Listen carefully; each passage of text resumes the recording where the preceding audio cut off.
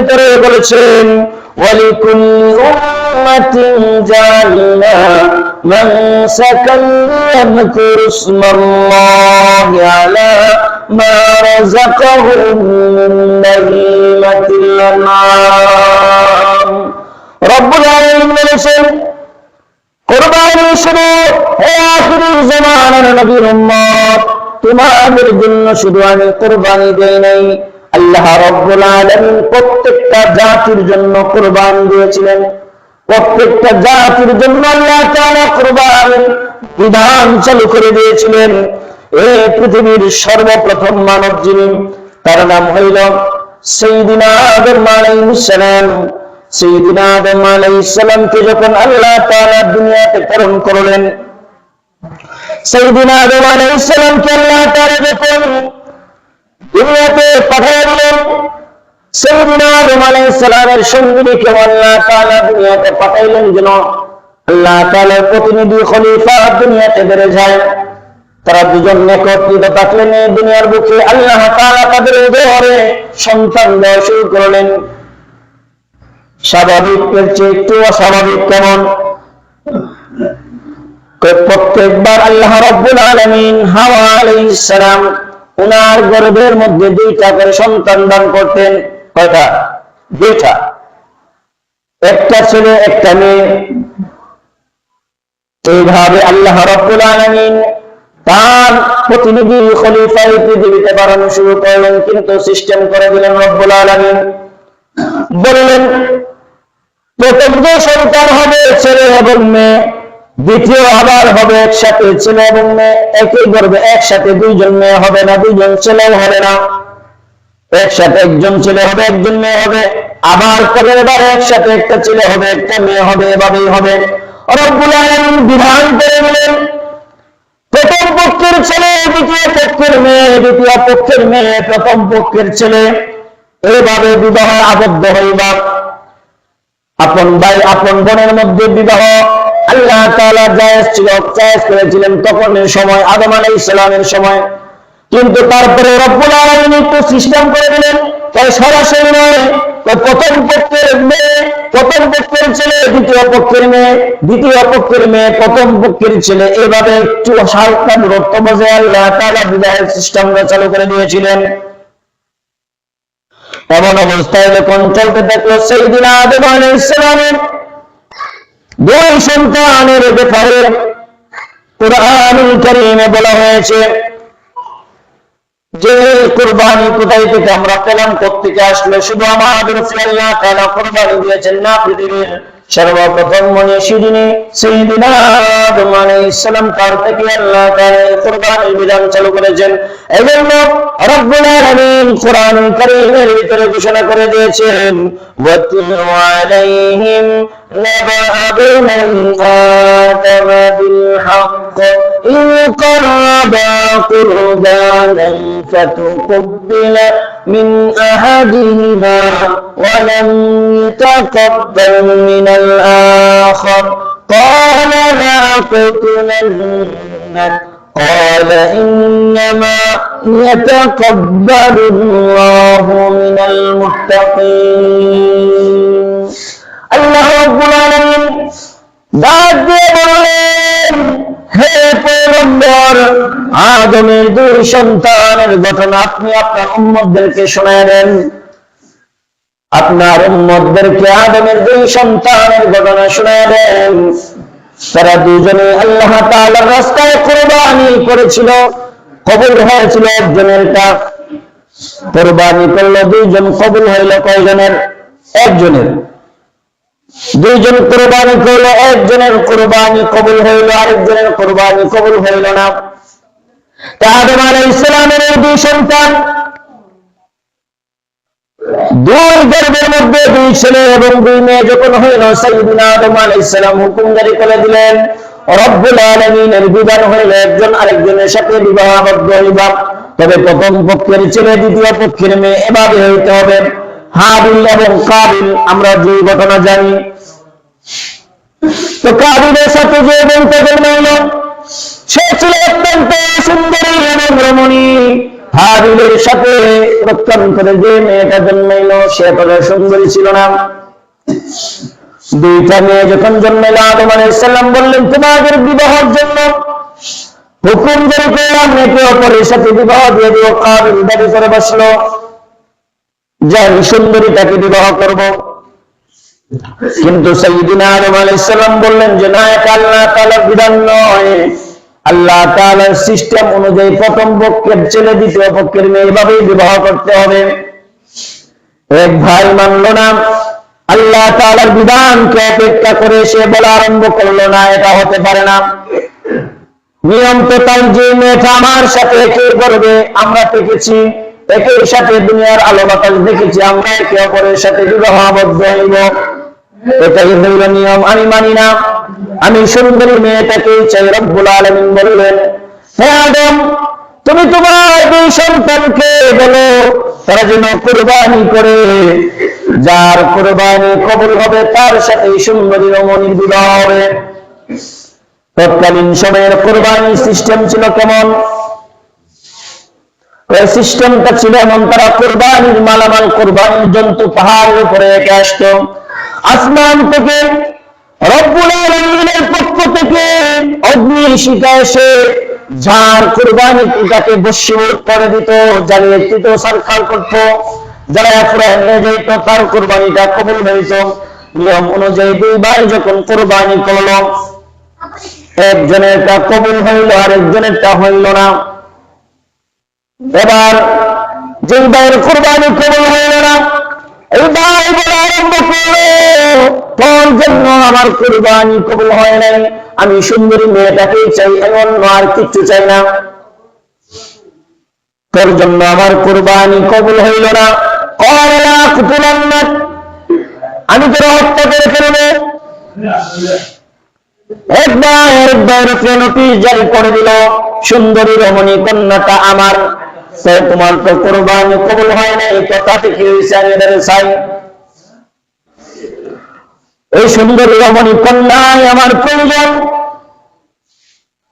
আল্লাহ তাআলার বিধান তো পারে, বিধান মানি না, আমি প্রয়োজনে তোমাকে হত্যা করে ফেলবো, তুমি যদি না থাকো তাহলেই তো এই মেয়ে আমার। এই ঘটনা কুরআনুল কারীমে এভাবে বর্ণনা করা হয়েছে। এরপরে বলা আরম্ভ করলো لئن بسطت إلي يدك لتقتلني ما أنا بباسط يدي إليك لأقتلك إني أخاف الله رب العالمين। কুরআনুল কারীমে ঘটনা এসেছে, সে যখন তার ভাইকে বলল আমি তোমাকে হত্যা করে ফেলবো, ভাই উত্তর করলো لئن بسطت إلي يدك لتقتلني ما أنا بباسط يدي إليك لأقتلك, তুমি যদি আমাকে হত্যা করার জন্য আমার দিকে হাত বাড়াও, তারপরে আমি তোমাকে হত্যা করার জন্য তোমার দিকে হাত বাড়াইব না। একবার আরেক ভাইকে বলছে তুমি যদি হত্যা করার জন্য তোমার হাত আমার দিকে বাড়াও, আমি তোমাকে হত্যা করার জন্য আমার হাত তোমার দিকে বাড়াইব না। কেন জানি?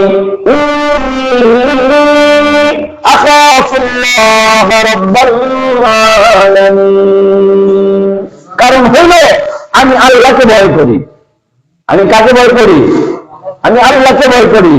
তুমি যদি হত্যা করার জন্য তোমার হাত আমার দিকে বাড়াও, তাতেও আমি আমার হাত তোমার দিকে তোমাকে হত্যা করার জন্য বাড়াইব না, কারণ আমি আল্লাহকে ভয় করি। আর কুরবানি তো এমন একটা জিনিস, আল্লাহ রাব্বুল আলামিন কুরআন কারীমে সূরা হজ্জের ভিতরে বলেছেন লা ইলাহা ইল্লাল্লাহ ওয়ালা দিমাউহা ওয়ালাকিন ইয়ানালুহু তাকওয়া মিনকুম। কুরবানিটা গায়ের জোরে কবুল হয় না, কুরবানিটা গায়ের জোরে কবুল হয় না, টাকার জোরে কবুল হয় না, পয়সার জোরে কুরবানি কবুল হয় না। কত বড় প্রাণীটা কুরবানি করলেন, কয় লাখ টাকা দিয়ে কিনলেন, পশুটা কদ্দুর বড়, এই জিনিস দিয়ে কুরবানি কবুল হয় না। ওই কুরবানি কবুল হওয়ার জন্য ইন্নামা ইয়াতাকাব্বালুল্লাহু মিনাল মুত্তাকিন, কুরবানি কবুল হওয়ার শর্ত হইল তাকওয়ার অবলম্বন করতে হবে। অর্থাৎ আপনার কুরবানি কবুল হওয়ার জন্য শর্ত হইল পরহেজগারিতা লাগবে। মনের অবস্থা কি? আপনার মনের অবস্থাটা কি? আপনার মনটা কি চায়? আপনি যে কোরবানি করতেছেন সত্যি কি আপনি আল্লাহর জন্য করতেছেন কিনা, নাকি লোক দেখানোর জন্য করছেন? আপনি যে কোরবানিটা করছেন, আপনি কি লোক সমাজে এভাবে বলে বেড়ান আমার গরুটা 4 লাখ টাকাতে কিনছি, 5 লাখ টাকাতে কিনছি, 3 লাখ টাকাতে কিনছি? যে বেড়া 50,000 টাকা গরু কিনছে, এবারে তো এই কথা শুনলে লজ্জা পাইব। আপনি যে 4 লাখ টাকাতে কিনলেন, আপনি যদি এই কথা বলেন, আপনি ভাবতেছেন আপনার ইজ্জত বাড়বে, আপনার বরত্ব বেড়ে যাবে, আপনার অহংকার তাকাব্বুরি বেড়ে যাবে। তো এই জিনিস দিয়ে কোরবানি কবুল হয় না। কোরবানি কবুল হওয়ার জন্য শর্ত হলো ইয়াতাকাব্বালুল্লাহু মিনাল মুত্তাকিন। আপনার পরহেজগারিতা লাগবে, নিয়তটা সহি লাগবে, নিয়ত ভালো নিয়ত পাওয়া লাগবে। বুঝতে পাওয়ার নিয়ত করলেই তো না, ফ্রিজে রাখার নিয়ত করলে হবে না। আমি কোরবানিটা করছি একমাত্র আল্লাহর জন্য, বাকি বস্তু তো ফ্রি। বস্তু কি ফ্রি? কোরবানিটা আল্লাহ দিয়েছে, একমাত্র ত্যাগ করলাম, আল্লাহ রাস্তায় দিয়ে দিলাম, আমার খাওয়ার জন্য তো না। আল্লাহ রাস্তায় আমি কোরবানি করলাম, একটা জিনিস দান করলাম, আমি ব্যবহার করার জন্য না। এরপরে আল্লাহ তাআলা বলছে, বান্দা তুই দিবি, এতে আমি খুশি, বস্তু খাওয়া তোর জন্য ফ্রি করে দিলাম, যা বস্তু তুই খাবি। কারণ আগে আল্লাহ তাআলার কাছে রক্ত, মাংস, গোশত, চামড়া এগুলো এসে পৌঁছায় না। আমি আল্লাহ তাআলার কাছে পৌঁছায় তোমার তাকওয়া, তোমার নিয়ত।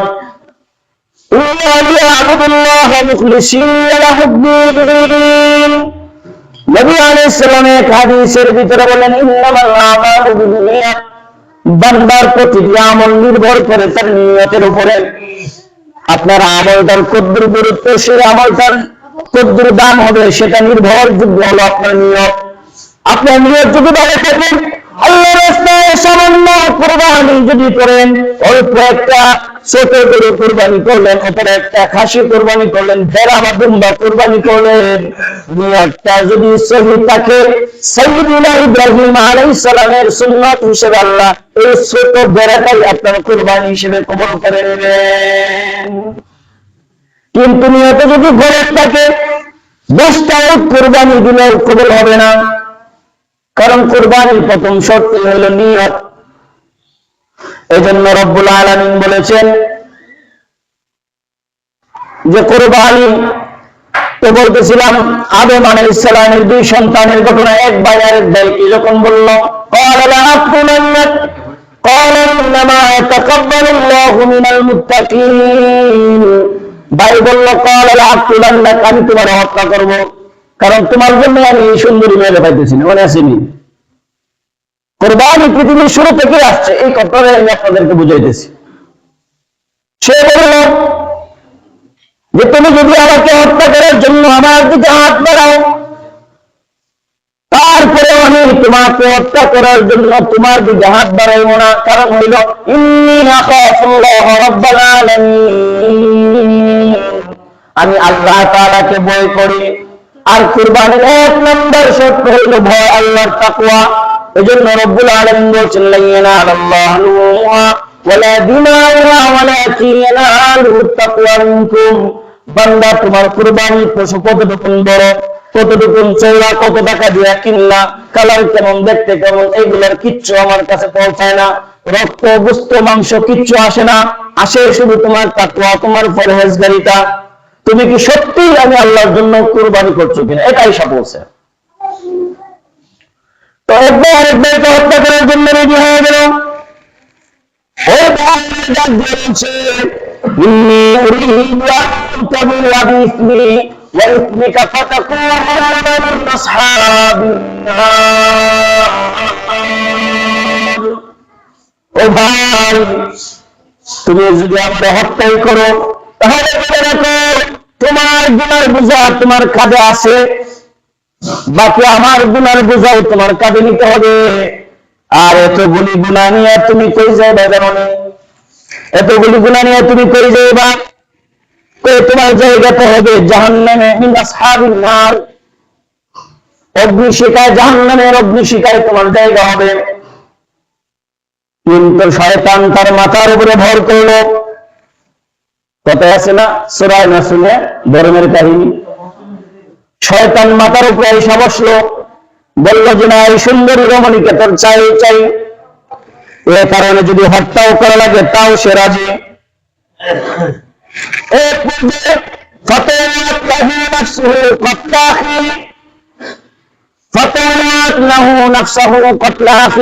সে তার ভাইকে হত্যা করে ফেলল এই সুন্দরী রমণী কন্যার জন্য।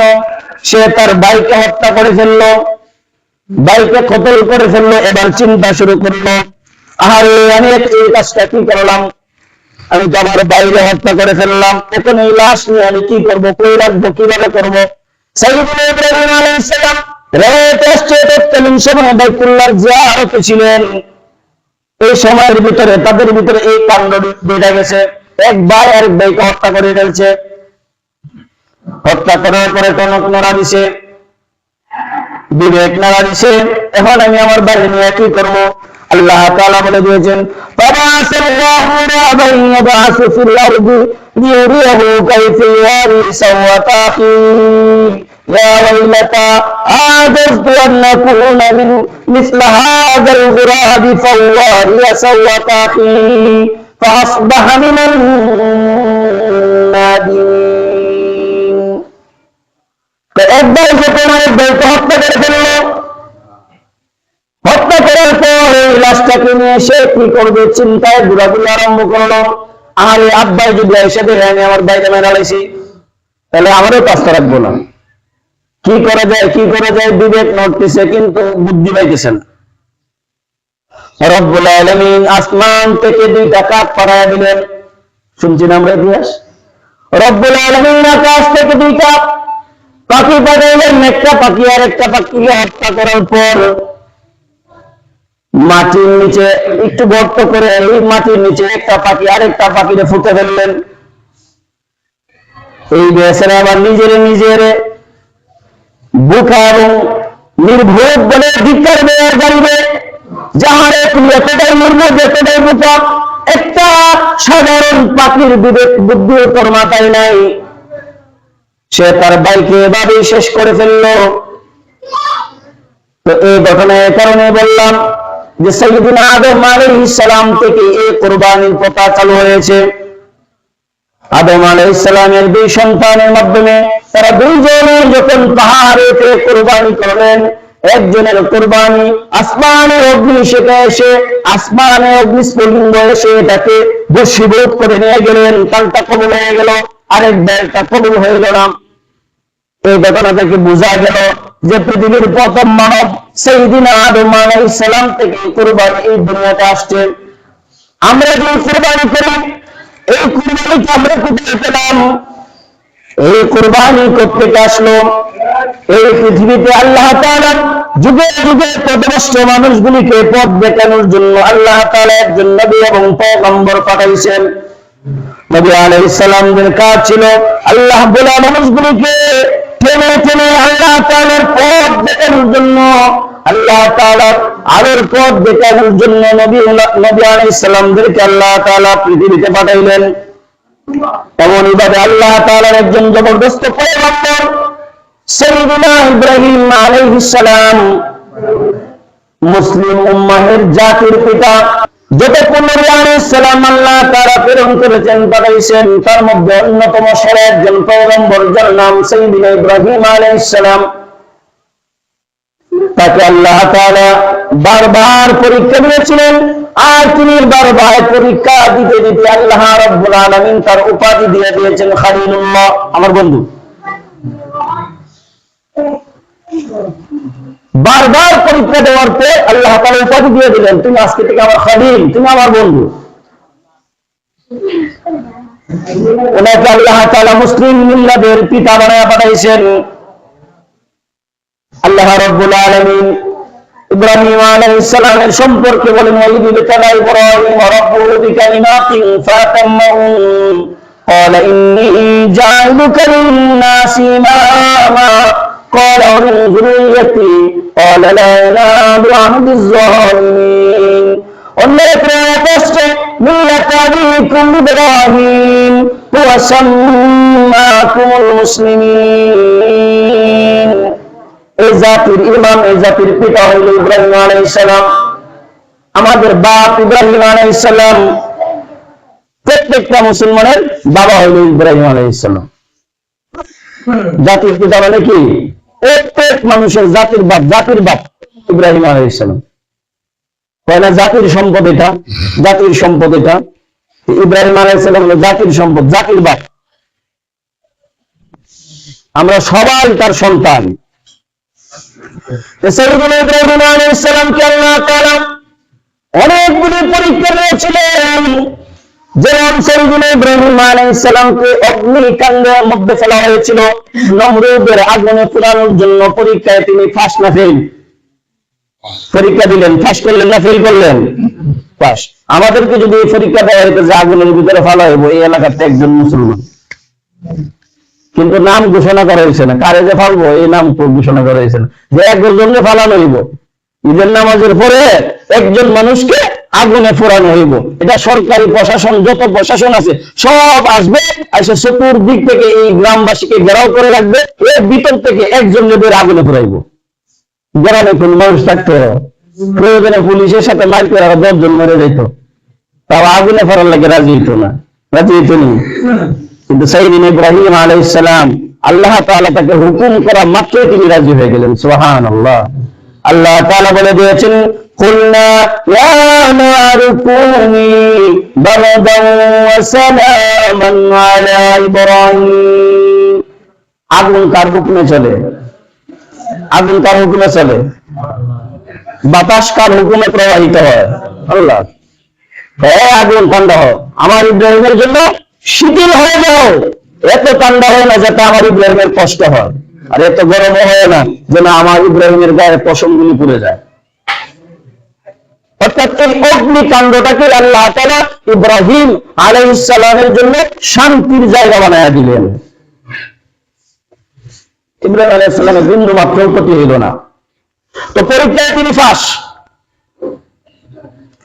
ইব্রাহিম আলাইহিস সালাম আল্লাহ তাআলার দরবারে বহু বছর কান্নাকাটির পরে তিনি খালি এইভাবে দোয়া করতেন, রব্বি হাবলি মিনাস সালিহিন, রব্বি হাবলি মিনাস সালিহিন। আল্লাহ আমার একটা নেককার সন্তান দাও।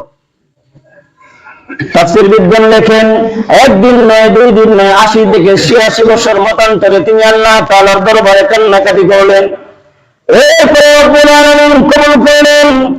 ইব্রাহিম আলাইহিস সালাম ওনার জন্য আল্লাহ তাআলা জিবরাইল আমিনকে পাঠাইলেন, আর বলে দিলেন, ফাবাশশারনাহু বিগুলামিন হালিম। নেককার সন্তানের সুসংবাদ দিয়ে দিলেন। অর্থাৎ আল্লাহ তাআলা তাকে সন্তান দিলেন।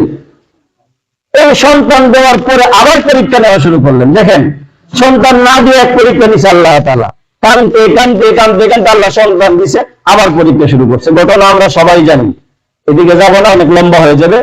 শুধু বোঝানোর জন্য বলছি, এই সন্তানকে আবার আল্লাহ তাআলা বললেন যে সন্তান তো দিলাম, সন্তান তো তোমার না। ইব্রাহিম আলাইহিস সালামের মনে একটু মহব্বত ঢুকলো সন্তানের প্রতি, এই রেজাল্ট লাগা গেছে। আল্লাহ কয় কুরবানি করো, আল্লাহ কয় কুরবানি করো তোমার অন্তরে। আমি আল্লাহ তাআলা ব্যতীত আর কোনো কিছুর মহব্বত পয়দা হইতেই পারে না।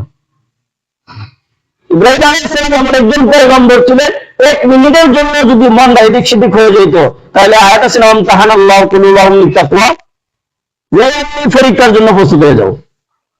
আল্লাহ তাআলা পরীক্ষা করায় দিত যে আমার ছাড়া আর কাউকে মহব্বত করতে পারবে না, কারণ আমি তোমার ফারিল দিছি খালিলুল্লাহ।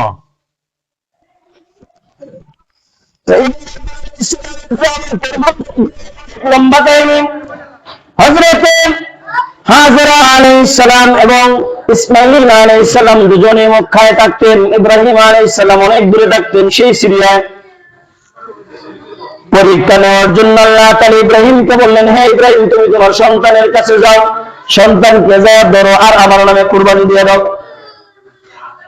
স্বপ্ন দেখলেন ইব্রাহিম আলাইহিস সালাম। স্বপ্ন দেখা তিনি পথ চলা আরম্ভ করলেন। ইসমাঈল যাবিহুল্লাহর কাছে চলে গেলেন, প্রায় 1600 মাইল দূরে। সেই জায়গায় যা বলতেছেন, ফালাম্মা বালাগা মা'আস-সা'য়া ক্বালা ইয়া বুনাইয়া ইন্নী আরা ফিল মানামি আন্নী আযবাহুকা ফানজুর মাযা তারা।